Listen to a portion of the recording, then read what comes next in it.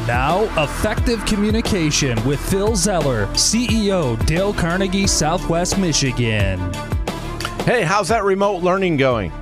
How's school going these days? Kids doing well? I hope so. Statistics show otherwise, though, right? There are challenges out there with people being remote and not being able to socially interact. And there are all kinds of challenges, and we are just scratching the surface to understand the challenges that are really going to truly come out. It's probably going to be a year or two before we actually get any genuine statistics of what the pandemic is causing. The reality is it's causing a lot of stuff. And if you're a parent like I am, you've seen it firsthand with your kids and their education. And the amazing thing about it is that you want your kids to be successful. The parents, the teachers, the school districts, everybody wants the kids to be successful. And the challenge is when they're not, oftentimes people want to point the finger of blame. Well, pointing the finger of blame, we always say in leadership, is when you point the finger of blame, you got to count the fingers coming back at you. There's 3 to 1 coming back at you. And did you do everything that you could do to help this person be successful in the situation they're in? And the odds are you haven't. I'm sorry.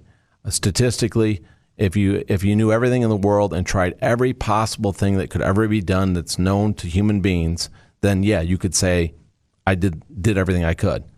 And the reality is there's not enough time in the day because there's so much information to go over that we can't see every perspective, every avenue, every way that you could deal with every issue. We only know what we've been exposed to or what we've gone out and studied to be able to handle the issue at hand. So in the situation right now where we're dealing with a lot of people having challenges in this world that we're living right now during this pandemic and not being able to relate, rather than pointing fingers of blame, what if we came together and helped people to work in this new world, to work in this new environment? And I had this firsthand happen to me as a parent.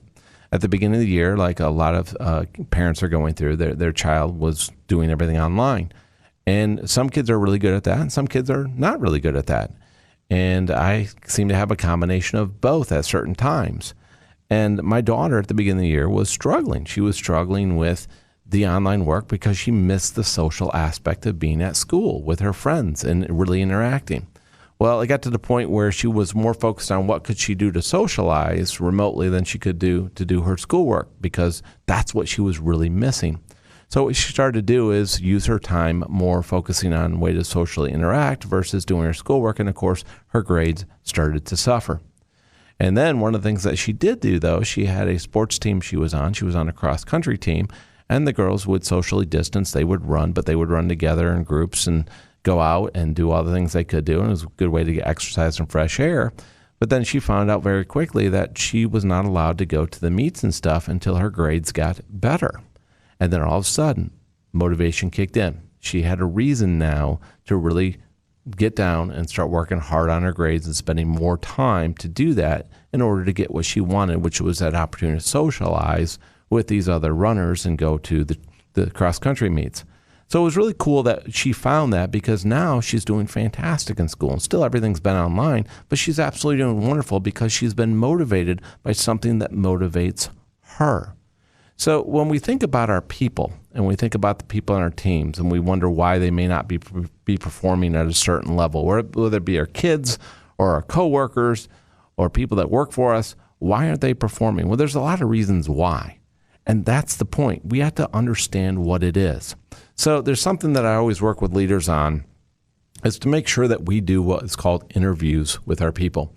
Do an interview with your people. Get to know what makes them tick. Take them out, have a cup of coffee, have a Zoom call with them, have a WebEx call with them, whatever platform you use, Microsoft Teams. It doesn't matter what the platform is. Just go ahead and have a meeting with this person. Say, hey, let's get together for a cup of coffee and just hang out for 30 minutes. Do a little socialization, right? You can get away with that right now because we're missing the coffee cooler talk, right? The coffee and water cooler talk. So do a little socialization here. And what you want to do is you want to get to know your people, and you want to get to know each person on your team, just like you get to know your own family members, right? So you go through a series of questions, and there's 3 different types of questions that I like to go through with all my team members. And first ones are fact-based questions. These are just facts about them. Where did they grow up? What did they experience? And they share that with you. The next one is causative. Based upon that, why did you do this? Understand cause and effect. And lastly, what was the outcome of you having done that? So those are the value-based questions. So if you go through facts-based questions, cause-based questions, and value-based questions, you really get to know your people really well.